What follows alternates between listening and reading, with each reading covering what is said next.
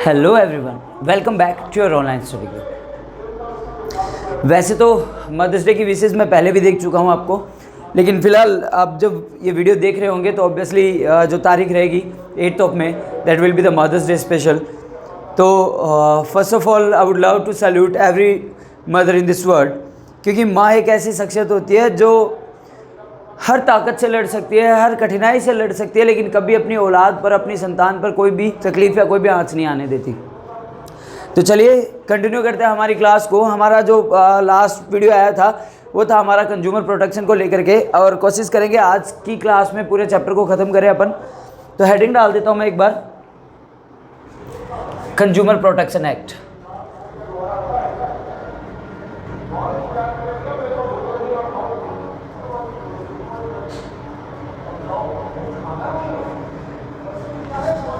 Consumer protection act, अगर बात की जाए कंज्यूमर प्रोटेक्शन एक्ट की, तो अपन ने पहले भी डिस्कशन कर लिया था कि क्या है ये कंज्यूमर प्रोटेक्शन एक्ट, और यानी कि क्यों बनाया गया था। ऑब्वियसली इसको बनाया गया था जितने भी कस्टमर्स हैं उनको रिलीफ प्रोवाइड करवाने के लिए, या फिर किसी के साथ में भी किसी भी तरीके की कोई चीटिंग या कोई फ्रॉड होता है उन चीज़ों से बचाने के लिए उनको कुछ एक राइट्स दिए गए हैं। तो सबसे पहले आइए देखते हैं कुछ एक रिलीफ्स के बारे में, जो गवर्नमेंट ने क्या क्या रिलीफ दिए हमें इस एक्ट के तहत में, रिलीफ या रेमेडीज़ जिनकी बात की जाए। तो चलिए शुरुआत करते हैं बिना टाइम वेस्ट किए। रिलीफ या रेमेडीज प्रोवाइडेड बाय गवर्नमेंट,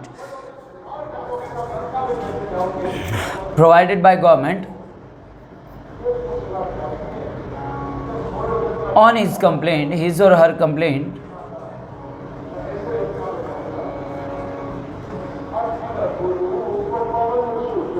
ज़्यादा इंपॉर्टेंट तो नहीं है, लेकिन फिर भी देख लेते हैं इसके बारे में। लेकिन जो नेक्स्ट टॉपिक आएगा डेफिनेटली वो काफ़ी यूज़फुल और काफ़ी इंपॉर्टेंट होने वाला है एग्जाम के पॉइंट ऑफ व्यू में। तो सबसे पहले देखते हैं हमारा पॉइंट जो रहता है वो क्या रहेगा, रिप्लेसमेंट ऑफ गुड्स।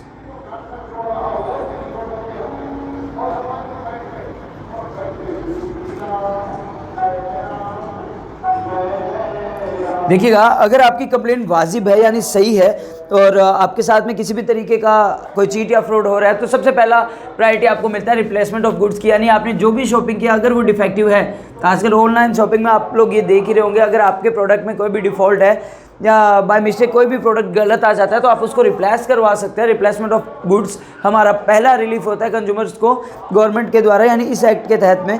ठीक है, नेक्स्ट अगर देखें तो रहता है refund of the price paid.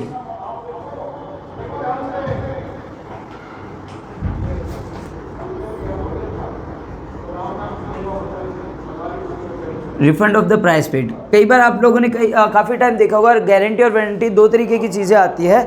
एक तो क्या होता है कि एक के अंदर होता है कि अगर आप जो भी आपने ख़रीदा है टेक्निकल आइटम, अगर वो ख़राब हो जाता है तो शॉपकीपर जो होता है या जो कंपनी जो होती है वो उसको रिप्लेस करके देती है, और एक उसको कन्फिगर करके देती है, यानी ठीक करके देती है, मोल्ड करके देती है।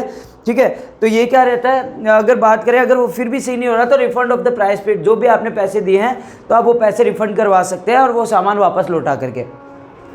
नेक्स्ट अगर बात करें तो हमारा आता है to pay compensation to the consumer, to पे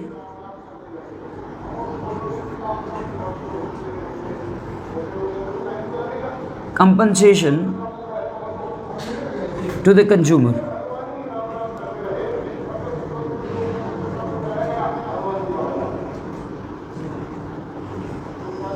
इमेजिन करिए कि भाई मैं कोई इलेक्ट्रिकल आइटम लेके गया और वो इलेक्ट्रिकल आइटम की वजह से मुझे कुछ ऐसा नुकसान हो जाता है, यानी वो डिफ़ॉल्टेड था, यानी फॉल्टेड था वो टेक्निकल आइटम, जिसकी वजह से मुझे इलेक्ट्रिकली काफ़ी ज़्यादा नुकसान हो गया। मेरे घर के अंदर जो अप्लायंसेस थे वो जल गए या वो फॉल्ट हो गए, तो ऑब्वियसली उनका कंपनसेशन भी क्या कंज्यूमर को मिल सकता है कि भाई आप जाकर के जैसे ही केस फाइल करोगे आप बताओगे कि सर देखिए ये जो प्रोडक्ट था इन्होंने हमें डिफ़ॉल्टर प्रोडक्ट दिया था और एक्चुअली इसी प्रोडक्ट की वजह से मुझे इतना नुकसान हो गया, तो ऑब्वियसली उसका कंपनसेशन भी लिया जा सकता है। हेल्थ कंपनसेशन भी हो सकता है। हेल्थ कंपनसेशन कैसे कि इमेजिन करिए कि आप कोई मेडिसिन लेके आते हैं, आपके पास इनवॉइस भी है और ऑब्वियसली वो एक्सपायरी डेटेड था, या आपने कोई फूड एंड एग्रो प्रोडक्ट लिया वो एक्सपायरी डेटेड था, जैसे आपने उसको कंज्यूम किया आपको किसी तरीके के हेल्थ इश्यूज़ हो गए, आप हॉस्पिटलाइज हो जाते हैं, खुदा ना करे ऐसा हो, तो तो ऑब्वियसली उनका कंपनसेशन भी आप ले सकते हैं किससे, जिससे भी आपने वो सामान खरीदा है, अगर आप केस फाइल करते हैं तो। नेक्स्ट अगर देखें तो एक चीज़ और ध्यान रखिएगा, to discontinue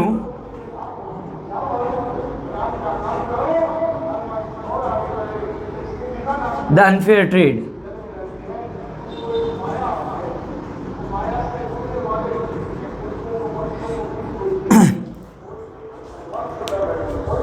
to discontinue the unfair trade यानी कि जो भी प्रोडक्ट आपने खरीदा है, तो कई बार क्या होता है कि आपको पता चल जाता है कि हाँ भाई शॉपकीपर ऐसा कुछ कर रहा है या फिर ऐसा सामान बेच रहा है, तो उस सामान के लिए अगर वो शॉपकीपर को जिम्मेदार मानता है और ऑब्वियसली वो केस फाइल होने के बाद उसे ये प्रूव भी हो जाता है कि भाई किसने डिफ़ॉल्ट किया, शॉपकीपर ने किया है, तो शॉपकीपर ये भी एक डिमांड रख सकता है कि भाई ऑब्वियसली आम जनता को परेशान ना करे या अनफेयर ट्रेड ना करे या ऐसे फूड एंड या किसी भी टाइप के प्रोडक्ट फेक प्रोडक्ट्स बेचे ना, मतलब कि फेक प्रोडक्ट्स ना बेचे जिससे और कोई बंदा परेशान ना हो। तो आप क्या करवा सकते हैं, उस अनफेयर ट्रेड को भी डिसकंटिन्यू करवा सकते हैं। और एक चीज़ ये भी आती है जो हैजार्डस गुड्स होता है, हैजार्डस यानी कि जो भी ख़राब माल होता है, शॉपकीपर या कंज्यूमर चाहे तो शॉपकीपर का वो सारा का सारा सामान बाहर निकलवा सकता है ताकि वो किसी और को ऑफर ना करे सेल करने के लिए। यानी मैं एक सिंपल सी लाइन लिखना चाहूँ तो टू विड्रॉ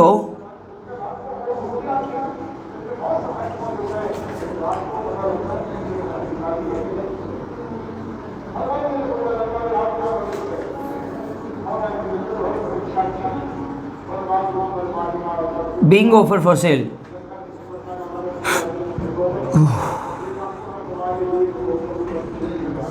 सॉरी, अगर कंज्यूमर सही मायने में अपना दावा सही साबित कर देता है तो ऑब्वियसली कंज्यूमर क्या कर सकता है, कोर्ट से ये अपील करके या फिर जो भी कंज्यूमर कोर्ट होती है उससे ये रिक्वेस्ट कर सकता है कि सर इसकी शॉप पे जितना भी प्रोडक्ट है वो सारा का सारा नोट फॉर सेल करें आप, कि मतलब वो उसे बेच ना पाए, क्योंकि ये किसी के लिए भी नुकसानदायी हो सकता है या किसी को भी वापस नुकसान पहुंच सकता है इसकी वजह से।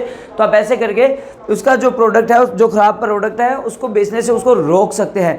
नेक्स्ट देखें तो अपन payment of adequate cost of grieved party के लिए कहा जा सकता है, यानी कि चलिए मैं यहाँ लिख देता हूँ,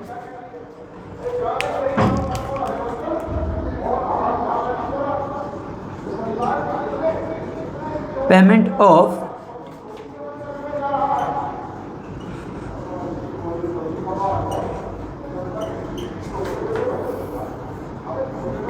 कॉस्ट टू ग्रीव्ड पार्टी।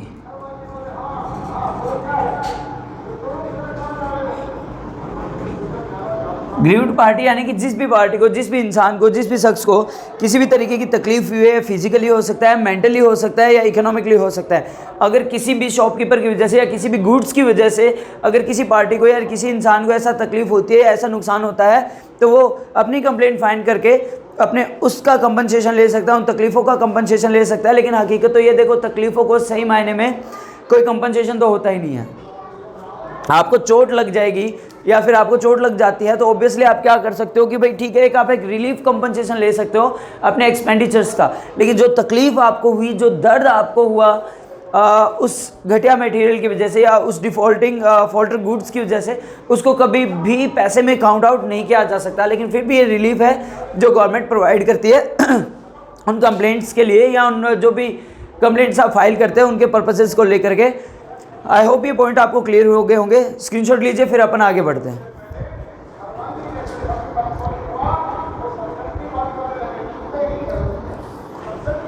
चलिए, I hope you have taken the screenshot.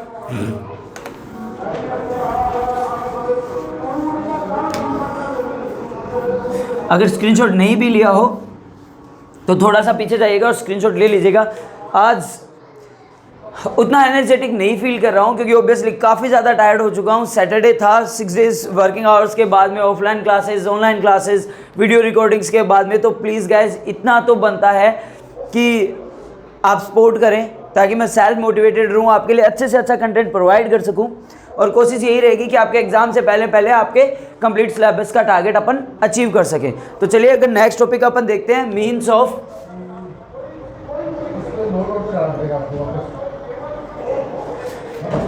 Of consumers protection की बात करें तो अपन मीन्स ऑफ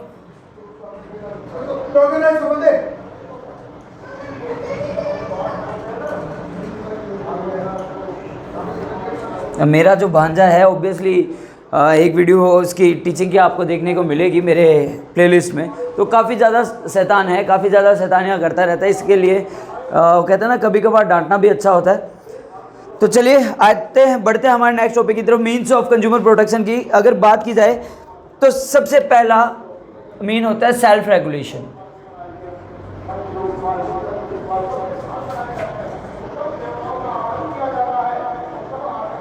बाय बिजनेस, यानी कि ऐसा होने ही ना दें हम कि कोई डिफॉल्टर प्रोडक्ट हमारे यहाँ से जाए ही ना। तो यानी कि अगर बिजनेस चाहे तो खुद रेगुलेट कर सकते हैं इन सब चीज़ों को कि कंज्यूमर के हितों की सुरक्षा हो सके, ठीक है। तो नेक्स्ट किसके द्वारा किया जा सकता है? बिजनेस एसोसिएशंस के द्वारा। बिजनेस एसोसिएशंस कि ये भी क्या करते हैं, कंज्यूमर प्रोटेक्शन एक्ट को कंटिन्यू करते हैं और ऑब्वियसली जो भी कंज्यूमर के राइट्स होते हैं उनको संभाल कर रखते हैं। और नेक्स्ट किसके द्वारा भी किया जा सकता है? कंज्यूमर अवेयरनेस के द्वारा भी।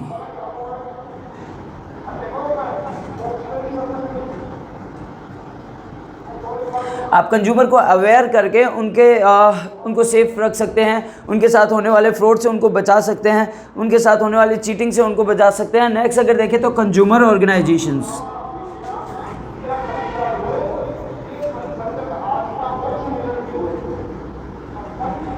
और लास्ट बट नॉट लीस्ट यानी सबसे इंपॉर्टेंट कौन है? गवर्नमेंट, क्योंकि ये सारे के सारे एक्ट्स किसने अप्रूव किए होते हैं? ये सारे के सारे ऑर्गेनाइजेशंस वगैरह कौन अप्रूव करते हैं? गवर्नमेंट अप्रूव करते हैं, क्योंकि गवर्नमेंट नहीं चाहती किसी भी कस्टमर के साथ किसी भी तरीके का फ्रॉड या चीट हो। तो ये रहते हैं हमारे मीन्स ऑफ कंज्यूमर प्रोटेक्शन। इनके बारे में आई थिंक आपको ज़्यादा जानने की ज़रूरत भी नहीं है। लेकिन नेक्स्ट जो टॉपिक अभी अपन करने वाले हैं वो सबसे ज़्यादा इंपॉर्टेंट टॉपिक रहेगा इस चैप्टर का और काफ़ी बार पूछा भी जाता है। तो फटाक से स्क्रीनशॉट लीजिए, फिर आगे बढ़ते हैं हम हमारे 3 types of the consumer courts के बारे में, यानी कि हम कहाँ कहाँ हमारे केसेस को फाइल कर सकते हैं, किस तरीके से हमारी कंप्लेंट फाइल कर सकते हैं, किस लेवल का केस कौन सी जगह पे फाइल किया जाएगा, उन सभी के बारे में। तो I hope you have taken the screenshot. 3 type, 3 tears, 3 tyres मैं पहले भी बताया था फर्स्ट वीडियो में। तो आइए आज बढ़ते हैं उसकी तरफ और चैप्टर को लेके जाते हैं इसके अंजाम की तरफ।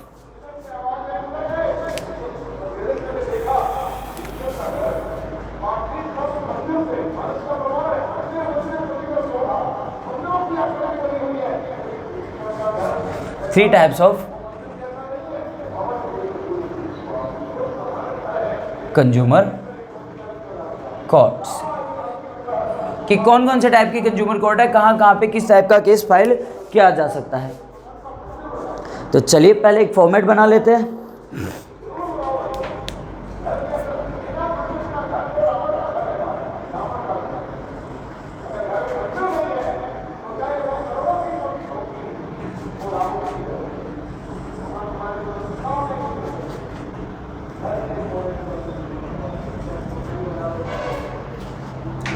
बेसिस लिख लेते हैं अपन यहाँ पर।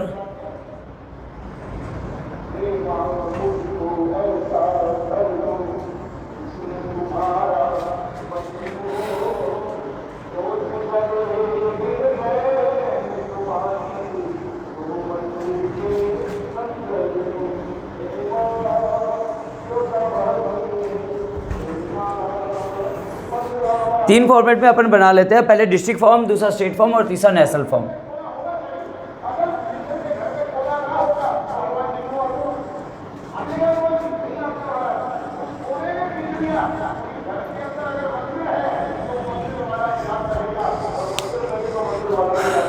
बेसिस, सबसे छोटा फॉर्म कौन सा होता है? District form.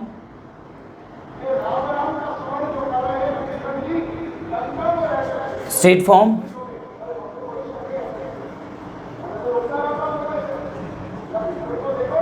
और नेशनल फॉर्म।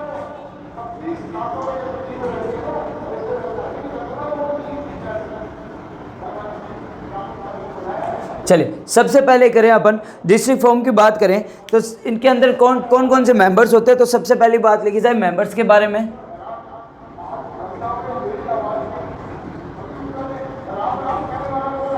मेंबर्स की बात करें तो सीधी सी बात है, डिस्ट्रिक्ट फॉर्म में एक जो मेंबर होता है वो प्रेसिडेंट होता है, और दूसरे बाकी जो 2 मेंबर्स होते हैं ऑब्वियसली वो क्या माने जाते हैं, जो भी हेल्पर मेंबर्स होते हैं। बट एक चीज़ ध्यान रखिएगा, चलिए मैं लिख देता हूँ यहाँ पर, 1 प्रेसिडेंट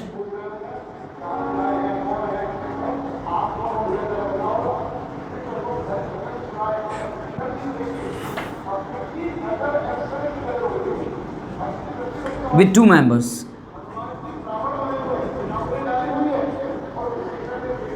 और एक चीज ध्यान रखिएगा, इन में से मेंबर में से 1 have to be woman.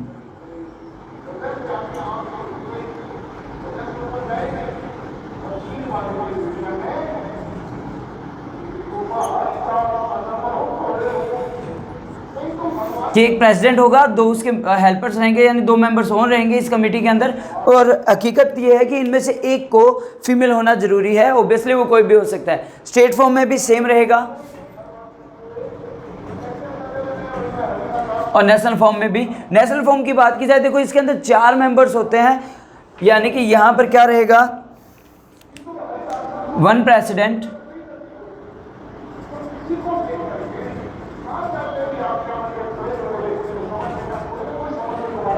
And 4 members. वही बाकी की condition same, 1 have to be woman.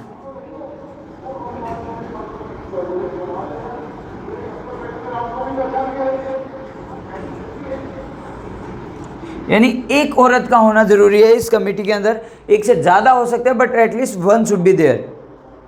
अगर बात करें अपन कि भाई प्रेसिडेंट कौन हो सकता है, प्रेसिडेंट होने का क्राइटेरिया क्या है, तो चलिए देखते हैं।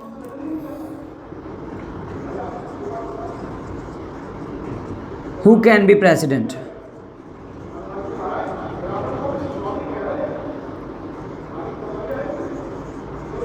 यानी डिस्ट्रिक्ट फॉर्म में जो प्रेसिडेंट होता है वो कौन बन सकता है। तो पहले मैं इस फॉर्मेट को थोड़ा सेपरेट कर देता हूं ताकि सारी चीज़ें हौच पौच ना हो।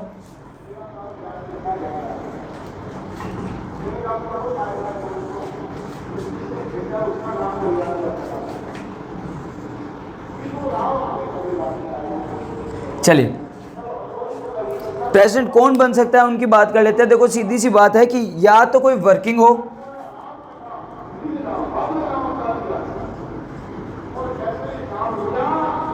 वर्किंग और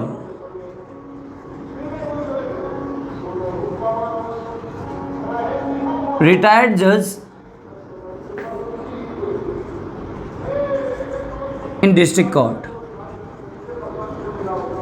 या तो वो डिस्ट्रिक्ट कोर्ट के अंदर अभी भी जज की पोस्ट पे जॉब कर रहे हो यानी काम कर रहे हो, या फिर ऑब्वियसली उन्होंने जज की ही पोस्ट पे रह करके रिटायरमेंट लिया हो। सेम चीज़ यहाँ आ जाती है, बस थोड़ा सा डिफरेंस है। यहाँ पे स्टेट की बात आ रही है तो क्या आ जाएगा, वर्किंग और रिटायर्ड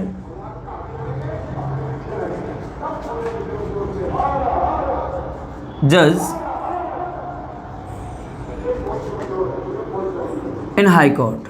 स्टेट कोर्ट जिसको अपन किस नाम से जानते हैं, हाई कोर्ट के नाम से जानते हैं। अगर नेम थर्ड की बात करें तो भाई सीधी सी बात है, यहाँ पे क्या आ जाएगा, या तो वर्किंग हो या फिर रिटायर्ड हो। कहाँ पर, सुप्रीम कोर्ट के अंदर। तो चलिए लिख देते हैं, वर्किंग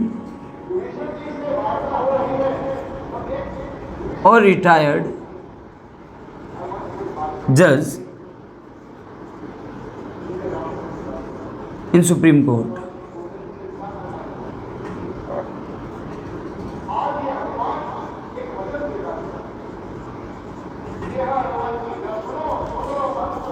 यानी कि डिस्ट्रिक्ट फॉर्म की बात करें तो ऑब्वियसली प्रेसिडेंट कौन हो सकता है, या तो वो रिटायर्ड जज की पोस्ट पे रिटायरमेंट ले चुका हो डिस्ट्रिक्ट कोर्ट से, या फिर अभी भी जज की पोस्ट पे अपनी सेवाएं दे रहे हो। तो ऐसा बंदा कौन बन सकता है, प्रेसिडेंट बन सकता है डिस्ट्रिक्ट फॉर्म का। सेम हाई कोर्ट का, और यहाँ पे क्या हो जाएगा, सुप्रीम कोर्ट का हो जाएगा अगर नेशनल फॉर्म की बात आती है तो। चलिए सेकेंड पॉइंट को भी अपन थोड़ा सेपरेट कर ही देते हैं।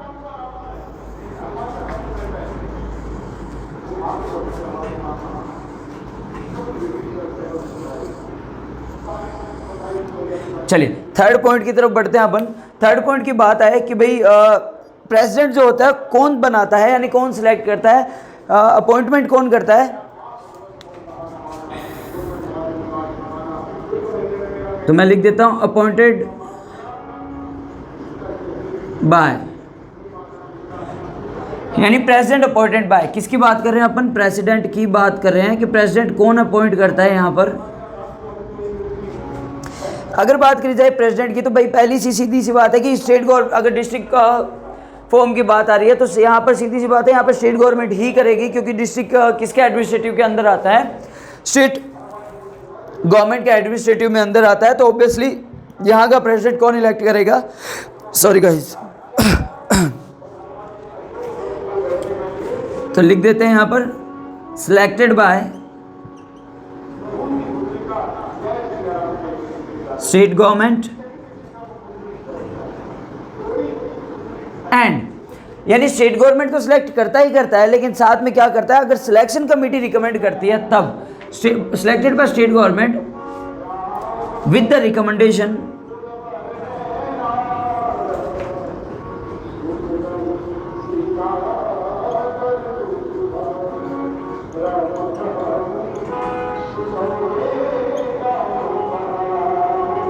सिलेक्शन कमेटी, यानी कि जो एक सिलेक्शन कमेटी बनाई जाती है जब वो रिकमेंड करती है किसी एक पर्सन के लिए, और ऑब्वियसली वो पर्सन कौन होना चाहिए, या तो रिटायर्ड जज रहा हो डिस्ट्रिक्ट कोर्ट में, या फिर वो अभी भी उस पोस्ट पे वर्क कर रहा हो, ठीक है। तो यहाँ पर क्या होएगा, चीफ जस्टिस, अगर बात करें स्टेट फॉर्म की तो वही रहेगा selected by the state, sorry central government. यहाँ पर क्या ओके स्टेट गवर्नमेंट ही करती है, sorry for the confusion,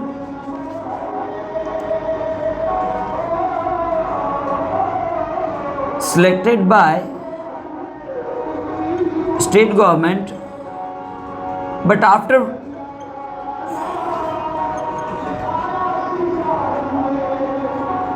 the consultation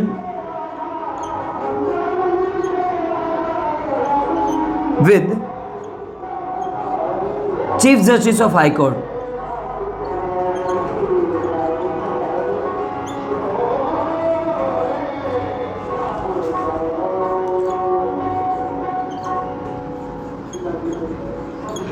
chief justice of high court, यानी ध्यान रखिएगा कौन कौन करता है, selected by state government, selected by state government with the chief justice of high court, यानी कि स्टेट गवर्नमेंट ही सिलेक्ट करेगी, लेकिन किसके बाद में, जब वो एक कंसल्टेशन मीटिंग बैठाएगी किसके साथ में, चीफ जस्टिस जो है हाई कोर्ट का, उसके साथ में जब वो अप्रूव कर देंगे तो क्या बनाया जा सकता है, किसी को प्रेसिडेंट बनाया जा सकता है। बट कंडीशंस वही होनी चाहिए कि जो वो हाई कोर्ट के अंदर एटलीस्ट या तो जज की पोस्ट पर सेवाएं दे रहे हो, या फिर ऑब्वियसली क्या कर रहे हो, रिटायरमेंट ले चुके हो उसी जॉब के ऊपर।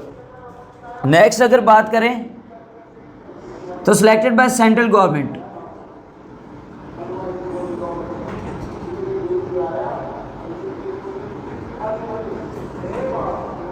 देखो यहाँ पे central government, obviously national forum की बात हो रही है तो सेंट्रल गवर्नमेंट ही सिलेक्ट करेगी, but after with the consultation of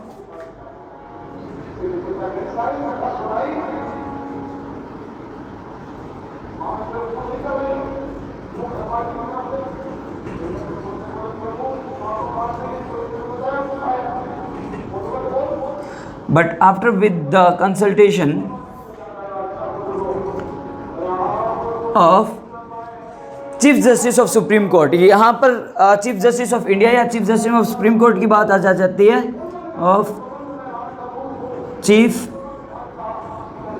justice of India, मुख्य न्यायाधीश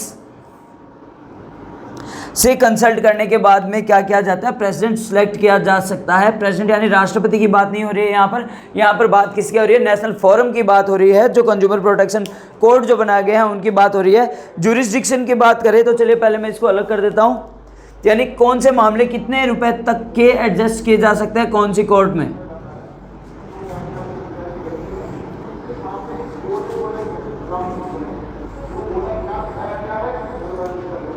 चलिए नेक्स्ट पॉइंट देखें तो हमारा रहेगा jurisdiction.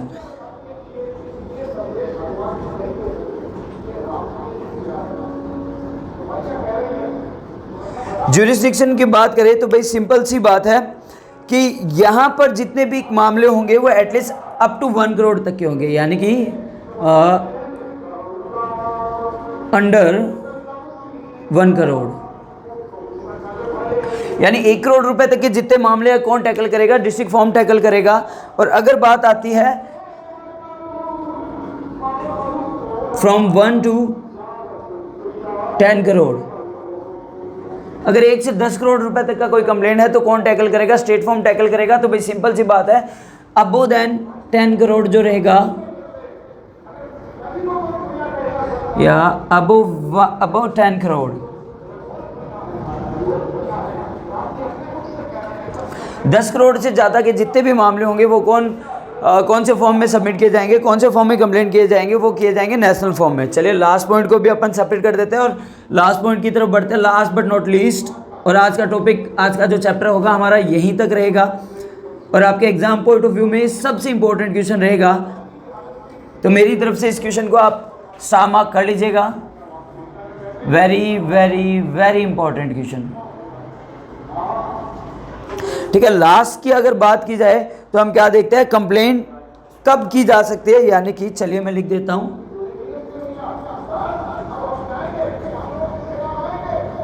Complaint against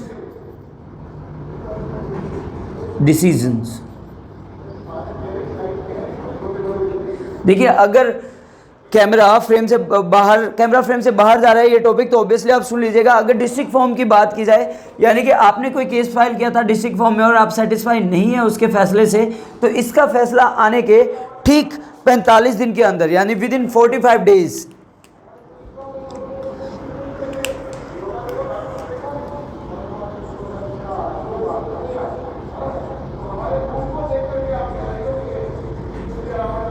with in 45 days आप कहाँ कंप्लेंट कर सकते हैं? आप कंप्लेंट कर सकते हैं इस वाले सेक्टर में, यानी कि स्टेट फॉर्म में आप कंप्लेंट कर सकते हैं। अगर स्टेट फॉर्म की बात की जाए, चलिए मैं यहाँ लिख देता हूँ विद इन 30 डेज।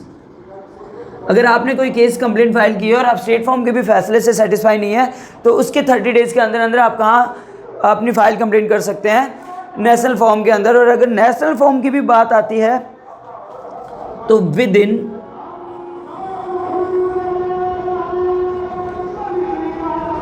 30 डेज। अब बात ये आती है कि सर यहाँ से तो चलो स्टेट में चले गए, स्टेट से नेशनल में चले गए, अब नेशनल फॉर्म भी नहीं सुन रहा, तो जनाब अब किसके पास जाएं? अब आपको जाना पड़ेगा कहाँ पर? सुप्रीम कोर्ट में।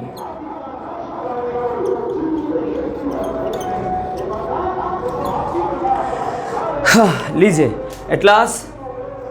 अब देखिए मेरा वो मेथड नहीं है कि पहले सारा कुछ लिख दिया और फिर समझा दिया, लिखी लिखी बातें पढ़ा दी, या जैसे कि बाकायदा मैंने कुछ एक डिजिटल क्लासेस में देखा है, पहले से एक मॉड्यूल बना हुआ रहता है, उसमें से वो बोलते रहते हैं, पढ़ाते रहते हैं।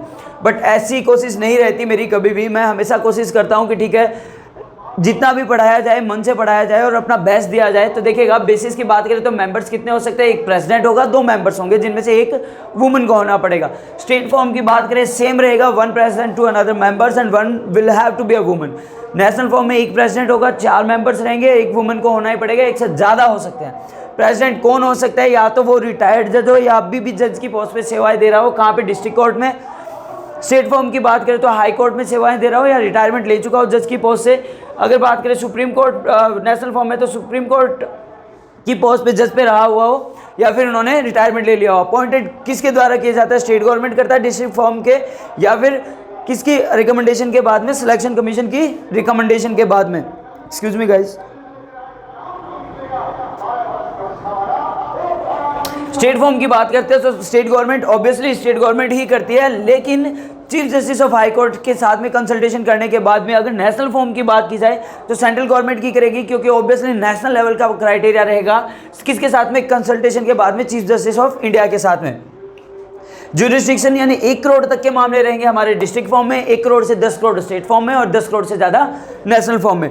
अगर आप डिस्ट्रिक्ट फॉर्म के फैसले से खुश नहीं है या सेटिस्फाई नहीं है तो आप अपनी कंप्लेंट स्टेट फॉर्म में डाल सकते हैं विद इन द 45 डेज। अगर आप स्टेट फॉर्म के फैसले से सेटिस्फाई नहीं है तो आप अपना कंप्लेंट कहाँ डाल सकते हैं? नेशनल फॉर्म में डाल सकते हैं विद इन 30 डेज। और अगर आप नेशनल फॉर्म के डिसीजन से भी सेटिस्फाई नहीं है तो आप कहाँ डाल सकते हैं अपने कंप्लेंट को? सुप्रीम कोर्ट में। हाँ लीजिए जनाब, आपके 3 चैप्टर पूरे हो चुके हैं। कोशिश मेरी यही रहेगी कि आपके एग्जाम्स के टाइम से पहले या 2 या 3 दिन पहले मैं आपका पूरा सिलेबस करवा दूं, बट उसके लिए आपकी सबसे ज़्यादा ज़रूरत पड़ेगी आपके सपोर्ट की, आपके प्यार की, आपके केयरिंग की, जो आपसे मिलता आ रहा है। और प्लीज़ इसको बनाए रखिएगा।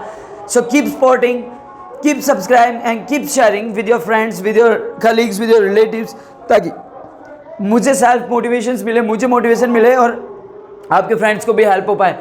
So thanks a lot, stay safe, keep concentrating on your studies and have a great day. Thank you guys.